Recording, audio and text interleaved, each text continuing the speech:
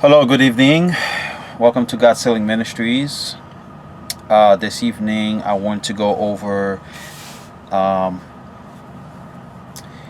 what's going on in Haiti, my country, my family's country, the turmoil, the political unrest that is taking place down there. And I'm impressed to make a video go over the scriptures in regards to Haiti. Now in this video here, I'm going to speak both in Creole and English, all right, for my Haitian audience out there, those who may not understand English. And also, I'm not going to read in Creole, but I'm going to read everything in English because ça m'a fait m'appeler en créole, m'appeler en anglais. Raison ça c'est parce que moi pas vle li créole, si me li en créole m'a prend trop de temps. M'appeler vraiment lent. So m'pa vle li en créole. So ça m'a fait m'appeler en anglais, so qu'a faire ou qu'a prendre note ou écrit note sur en papier, en cahier et puis ou qu'a lire en créole peut-être pas. D'accord, so ça nous va faire, nous va commencer dans le livre qui relève Ecclesiastes. Okay, let's go to the book of Ecclesiastes chapter 1 verse 9. Ecclesiastes premier chapitre verset 9. The Bible says, "The thing that hath been, it is that which shall be, and that which is done is that which shall be done, and there is no new thing under the sun." Sa Bible dit là, c'est histoire répétée tête li. Histoire répétée tête li. Tout ça qui passe en Haïti était déjà passé longtemps. OK? Parce que what we're dealing with is human nature. Human nature, selfishness, especially when it comes to politics. And politics is actually in the Bible. N'a pas que gen un pile politique dans la Bible. Okay? Okay, so the only question is, who do we represent in those stories? The history that passed already. Who do we represent? Qui ça nous représente dans l'histoire qui passait déjà? Différence là c'est qui moun nous représenter, méchant yo ou bien petit bon Dieu ou bien moun qui fait de bien. OK? Nous parlons livre Hosea chapter 4 verse 6. Hosea chapitre 4 verset 6. The Bible says, "My people are destroyed for lack of knowledge, because thou hast rejected knowledge. I will also reject thee, that thou shalt be no priest to me, seeing thou hast forgotten the law of thy God. I will also forget thy children." Gen pile moun yo perdu, yo prend en piège parce que yo pas gen connaissance. Si yo te gen connaissance ou bien si yo te gen discernement, yo tap ouais piège là et puis yo tap passé environ piège là. Puis yo pas tomber dans piège là. Mais l'on pas gen connaissance ou prendre piège là. Son bail qui garantit. So Bible dit, "My people are destroyed for lack of knowledge." Peuple perdu, yo détruit parce que yo pas gen connaissance. So ça veut dire. Ça veut dire éducation vraiment important. OK? Lors de connaissance, il pas facile pour prendre un piège. Mais méchant yo dépend de l'un monde qui pas gen connaissance puis yo ka fait quoi. OK? Bon. Ça son principe, ça sont l'autre principe nous est là. Nous parlons Psalms chapitre 10 verset 4 à 11. Psalms chapter 10 verses 4 through 11. And the Bible says, "The wicked, through the pride of his countenance, nous allons regarder qui Jean yo pral fait piège là pour moun yo tomber là-dedans. OK, nous allons regarder qui Jean Bible expliquer comment méchant yo a mette piège pour moun tomber là-dedans. The wicked through the pride of his countenance will not seek after God. God is not in all his thoughts. OK, méchant yo pas chercher bon Dieu, bon Dieu parlant penser yo pas penser de bon Dieu. Verse 5 says, his ways are always grievous. Thy judgments are far above out of his thoughts. As for all his enemies, he puffed at them. Verse 6. He has said in his heart, I shall not be moved, for I shall never be in adversity. Verse 7. His mouth is full of cursing and deceit and fraud. Under his tongue is mischief and vanity. Lan bouche méchant, gan pile menti la donne, gan pile déception la donne, gan pile piège la donne, et puis yo remet passer moun nan tintin. Pour yo prendre un piège yo. Now, nous parlons verset 8. Verset 8 là vraiment important, il dit he privately set against the poor. OK? Méchant yo toujours observé moun pauvre yo.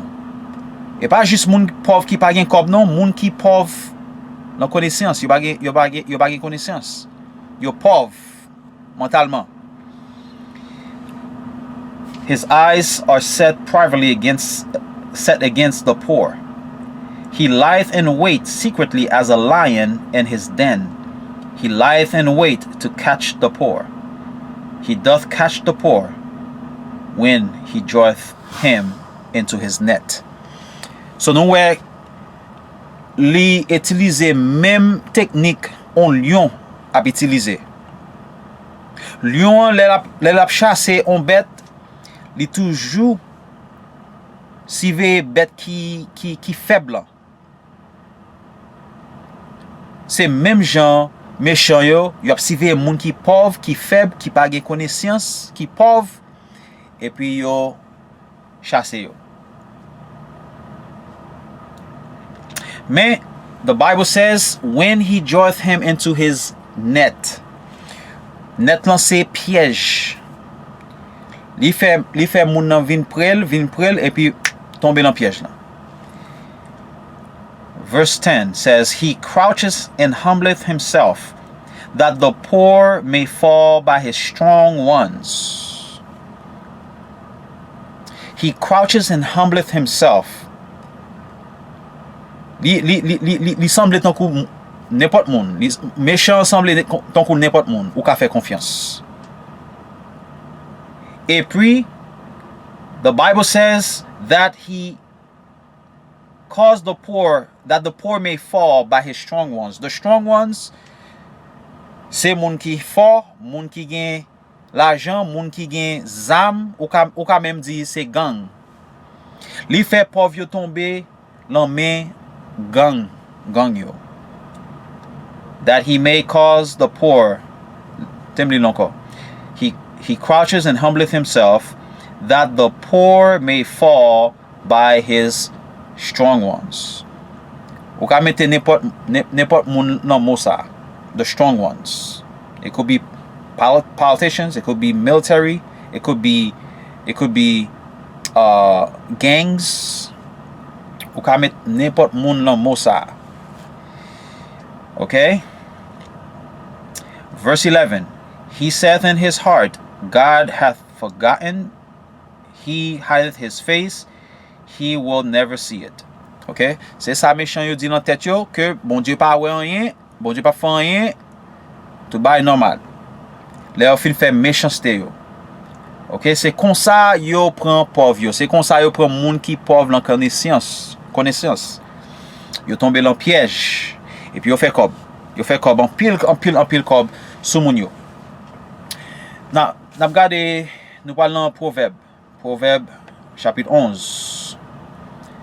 Proverbe chapitre 11 verset 9. Proverbs 11 verse 9. A hypocrite with his mouth destroyeth his neighbor, but through knowledge shall the just be delivered. The just, moun ki jis yo sauvé, yo délivré parce que yo gen connaissance. Mais Bible dit que bouche hypocrite lan détruit voisin. Mais moun qui gen connaissance lan, li délivré parce que li gen connaissance, li ouais piège lan et puis li passé il pas prendre le piège là.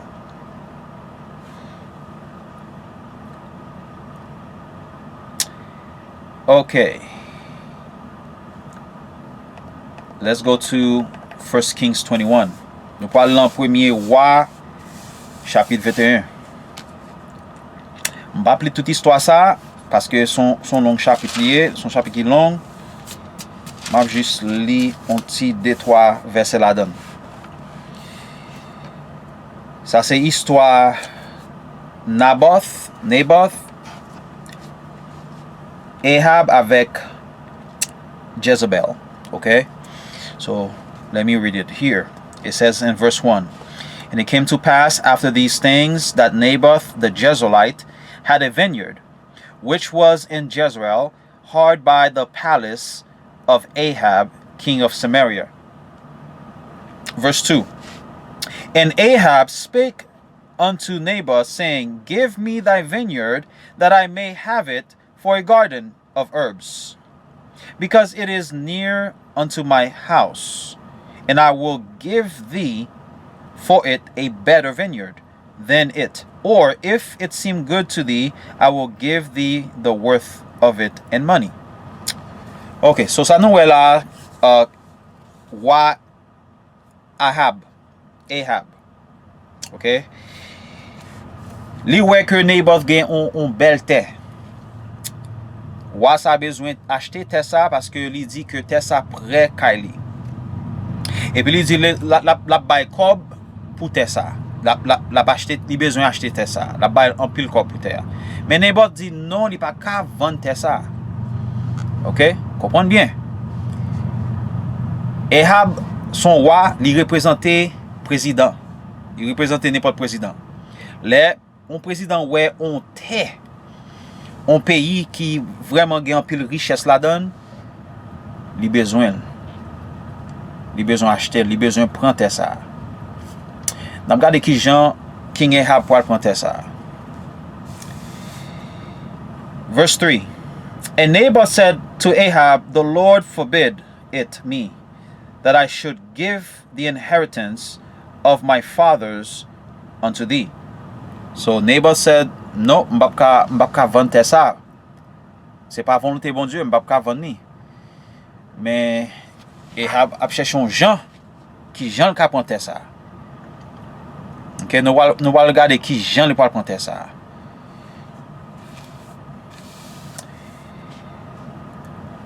Now,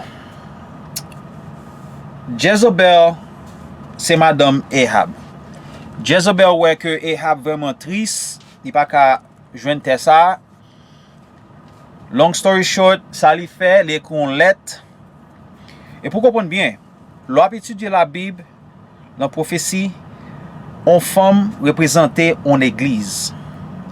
Ça dépend qui l'église représentée. On l'église qui pure ou bien on l'église qui gagne pile corruption. OK?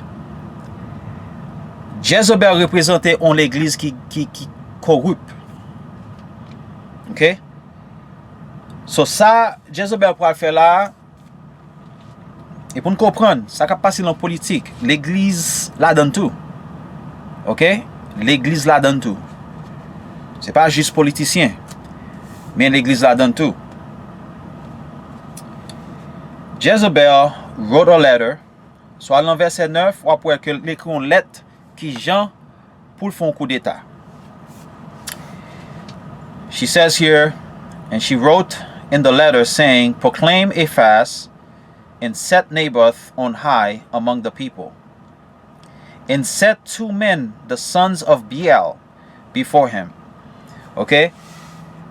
Beel représente moun qui vraiment méchant. Yo pas gagné à régler. Yo c'est moun y a prendre n'importe ti monnaie pour faire n'importe mauvais acte pour ti monnaie ça. Yo c'est petit vagabond. C'est ça mot Biel l'en vle di. Verse 10 says, and set 2 men, sons of Beel, before him, to bear witness against him, saying, Thou didst blaspheme God and the king. And they then carry him out and stone him, that he may die. And so on and so forth. So, sa Jezebel vle faire Naboth, bay mi son position. Ok? Pour flatter monsieur.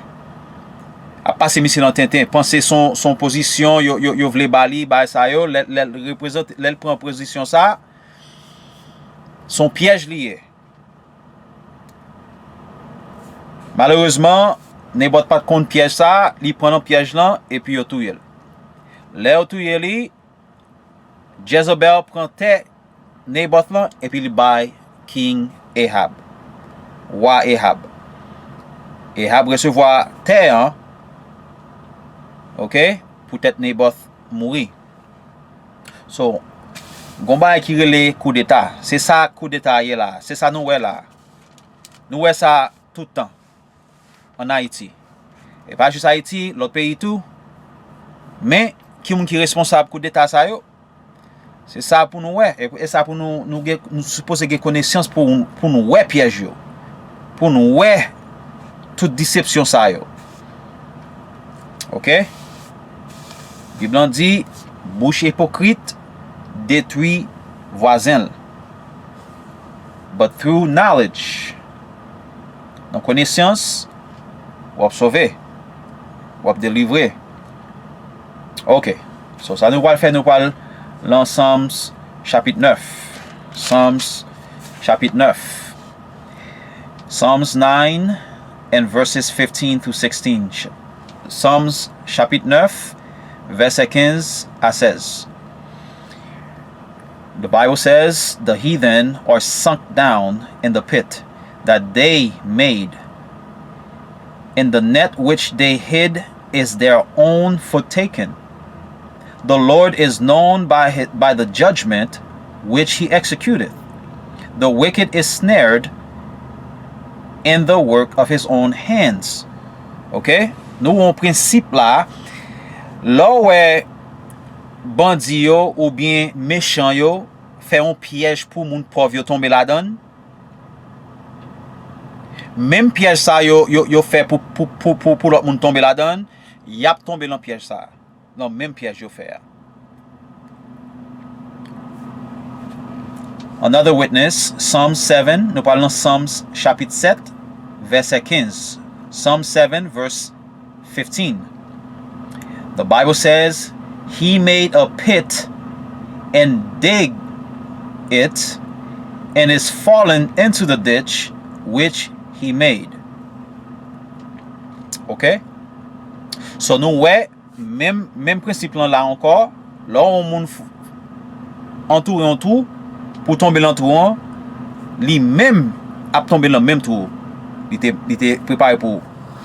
OK? So c'est ça nous ouais en Haïti là. Même zam yo utilisé contre peuple là, c'est même zam ça contre tête yo. Et ça nous ouais là. Ça son principe biblique. Moun qui pas croire dans la Bible, c'est ça nous ouais là. C'est même principe là, bon Dieu captiver tout ça qui a passé dans tout pays. OK? So, these principles, you cannot hide from them. They are the principles of God. It doesn't matter if you don't believe in God or you believe in God. Those principles will always be fulfilled, no matter what. OK. Nous parlons de Révélation chapitre 13. Révélation chapitre 13. Il y a deux pouvoirs là. Il y a deux bêtes. Première bête là sur la mer. deuxième bête là saute sur la terre. OK? Premier bête là représentait Europe.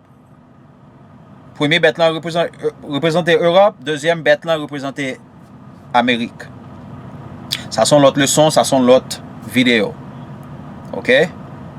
M'pa prétendre pour montrer nous qui j'aime faire arriver avec conclusion ça. OK. Révélation chapitre 13 verset 10. Revelation chapter 13 verse 10. Okay? What I said in Creole is that there are two powers here. There are two beasts, two powers. The first beast comes out of the sea, and the second beast comes out of the earth. The first beast represents Europe, and the second beast represents America. Okay? I don't have the time to show you, this is another video I have to explain why I came up with that conclusion. Not just me, it's the Bible. The Bible shows us that conclusion, but don't have the time for that. What we're going to read is verse 10.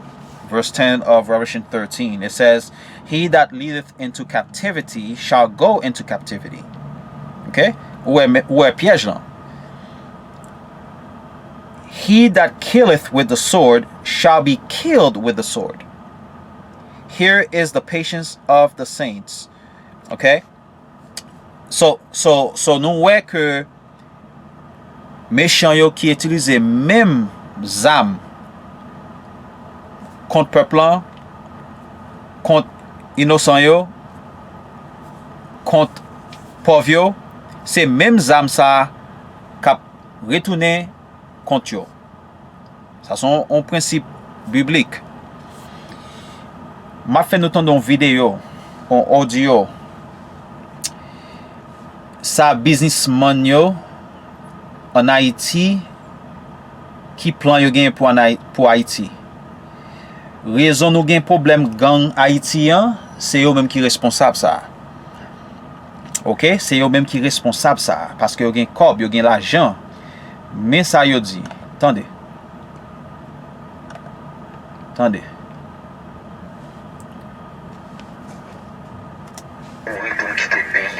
D'ailleurs, toute richesse pays, c'est nous-mêmes que c'est nous qui banque, c'est nous qui l'hôpital, c'est nous qui faisons commerce, c'est nous qui avons tout ça pays avec nous, gagner comme richesse là-dedans.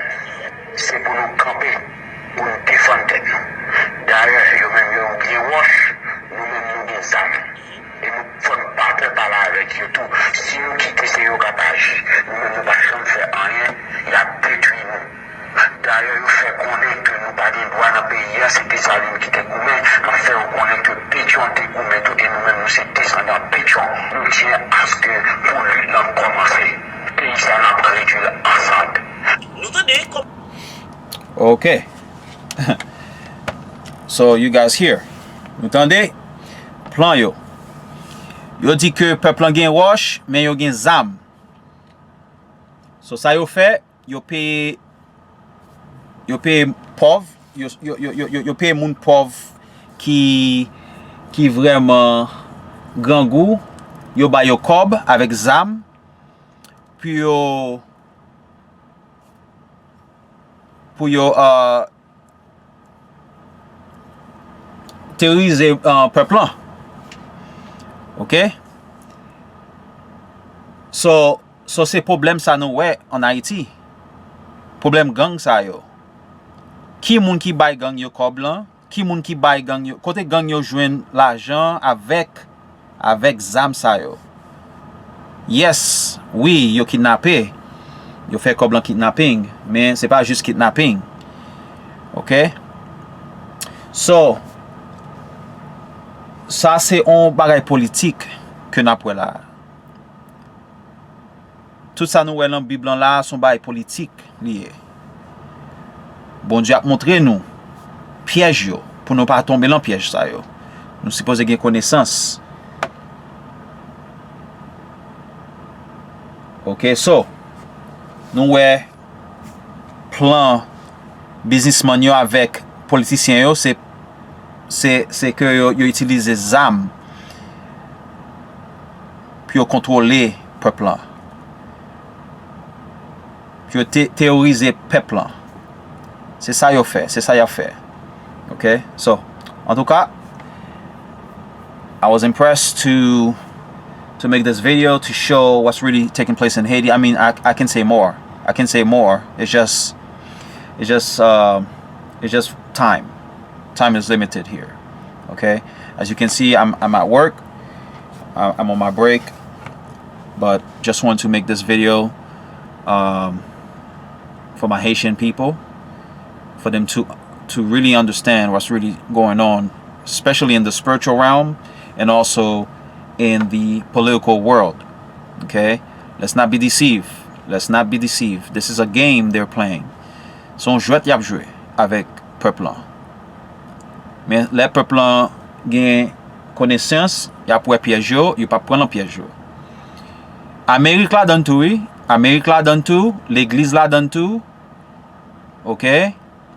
Comme nous wè dans histoire King Ahab avec Naboth, nous wè Jezebel la donne tout. OK? Pas oublier de Jezebel. Jezebel représentait l'église qui corrupte. OK? So, vous êtes avec nous?